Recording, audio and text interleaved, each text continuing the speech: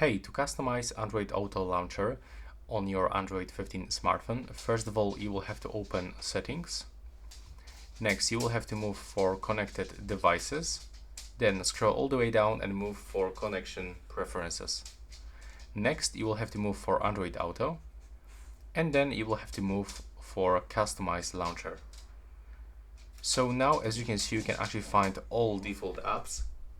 And right here, you can, for example, unselect some apps. So if I don't want to get the calendar application, you will have to click right here.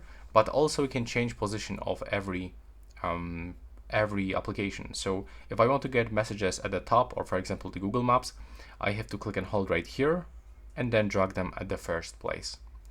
So here you can actually find some launcher sorting, so custom order or alphabetical. And that's basically it. So that's all for this video. Right now, please subscribe to my channel.